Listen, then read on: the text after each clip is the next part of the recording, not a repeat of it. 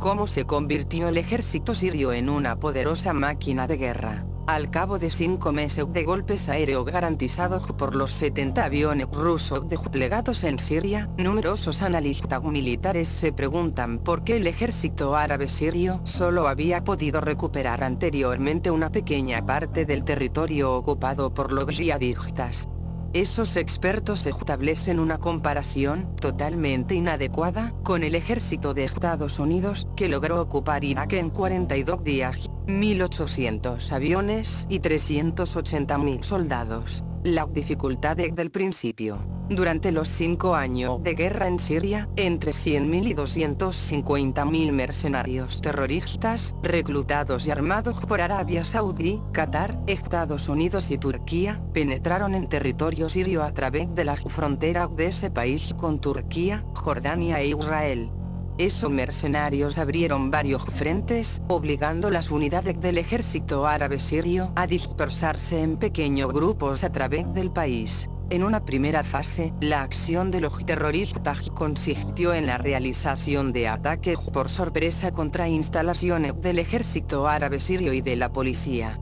La reacción del ejército árabe sirio fue lenta e inadecuada, utilizando únicamente tropas de la 104ª Brigada de la Guardia Republicana y de la 4ª División Mecanizada. El éxito de la primera fase de ataque de los llamados rebeldes se extendió en forma de cascada, principalmente debido a un conocimiento perfecto de la debilidad del ejército árabe sirio. De la planificación de aquellos ataques se encargaban los instructores militares de las Fuerzas Especiales de Turquía, conocidos como Bordo Bereliler, en referencia al color rojo oscuro de la boina que usan, y de Arabia Saudita. Durante los 3 primeros años de la guerra, el ejército árabe sirio, que siempre se había preparado para librar una guerra clásica contra sus vecinos y no para una guerra asimétrica, no mostró el más elemental sentido táctico, adoptando dispositivos inadecuados sin espacios entre sí, sin cobertura de fuego entre los elementos de los dispositivos, sin técnica de identificación para diferenciar a amigos y enemigos. Los yihadistas, por su parte, disponían además de material de construcción importado previamente, como equipos que les permitían cavar túneles muy rápidamente, mientras que el ejército árabe sirio no tenía cómo detectar la existencia de dichos túneles. Esto permitió a los terroristas realizar operaciones en las que tenían a su favor el factor sorpresa frente a las tropas sirias, incapaces de reaccionar ante la infiltración masiva de terroristas, que así lograron ocupar numerosas bases militares y depósitos de armas y municiones. Por consiguiente, el ejército árabe sirio ni siquiera podía garantizar las medidas elementales de combate y de prevención, ni prever con tiempo la mejor manera de ponerse en disposición de planificar la guerra.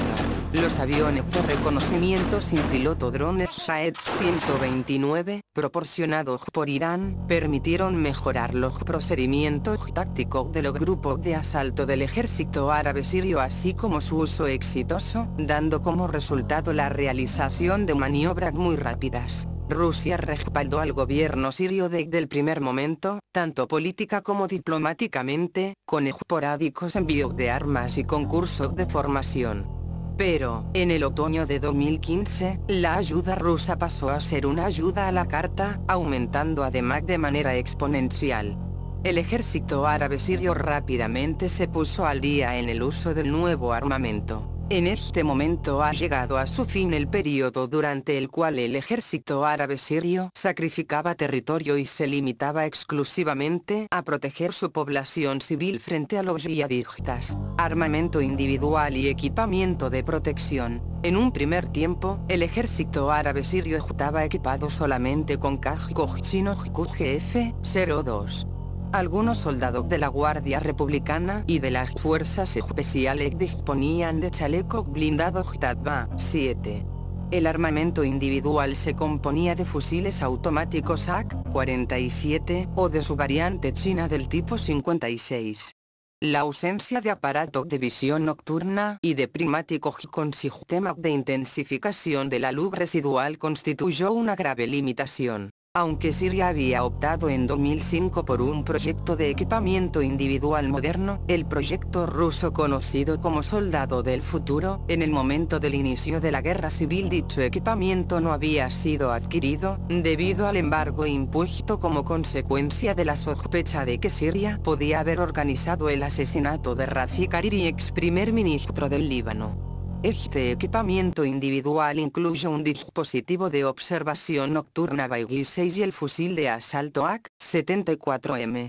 Con la llegada de los instructores rusos, la mayor parte de las unidades del ejército árabe sirio fueron equipadas con chalecos antibalas SEIG-B45, cascos de Kevlar SEIG-B7 y fusiles automáticos de asalto AK-74M o AK-104, con dispositivo de puntería y lanzagranadas GP-30. Los rusos equiparon el ejército árabe sirio con material moderno de visión nocturna, lanzadores de granadas termobáricas AGS-17 y lanzagranadas SEIG-G30 de 40 milímetros. Los reservistas. Durante estos 5 años de guerra, el ejército árabe sirio sufrió gran número de bajas, más importantes que las sufridas durante la guerra contra Israel. Mucho material de guerra fue destruido o cayó en manos de los yihadistas y numerosas localidades quedaron bajo control de esos elementos. Esto último se caracterizó, en el 75% del territorio sirio, por la cruel ejecución de soldados capturados y de civiles favorables a la República Árabe Siria. Ello dificultó el reemplazo de la importante cantidad de efectivos que el ejército árabe sirio había perdido, proceso que se hizo mucho más difícil de lo que se había previsto en los planes de movilización en tiempo de paz. Temiendo por sus vidas, 130.000 reservistas no se presentaron al ser llamados a filas, de manera que solo quedaron 270.000 efectivos. Ante esa circunstancia, el ejército árabe sirio recurrió a la creación de subunidades conformadas con voluntarios de mayor edad que lo previsto, basándose la mayor parte del tiempo en el principio de territorialidad. Fundamentalmente, en las zonas atacadas por los rebeldes existían grupos locales de defensa sin coordinación con las unidades profesionales del ejército, mal armados, carentes del entrenamiento físico adecuado, que no habían recibido entrenamiento en el tiro, sin comandantes formados en escuelas militares que dispusiesen de un mínimo de conocimientos aplicables en situación de combate. Basados únicamente por su entusiasmo patriótico, esos grupos locales de defensa sufrieron un número significativo de bajas. Con la mejoría de la situación y la transición hacia el ejército ofensivo, el ejército árabe sirio incorporó esos grupos locales de defensa a un programa de entrenamiento táctico intensivo, concentrándose en los temas de la guerrilla urbana con tiro real, marchas y nociones de ingeniería y pirotecnia. Se organizó un puente aéreo entre Damasco y Teherán para que los voluntarios sirios pudieran recibir entrenamiento dispensado por el Basij, voluntarios iraní, como el que recibieron y siguen recibiendo aún los combatientes del Hezbollah. Por primera vez, los iraníes entrenaron no solo chiíes sino también suníes y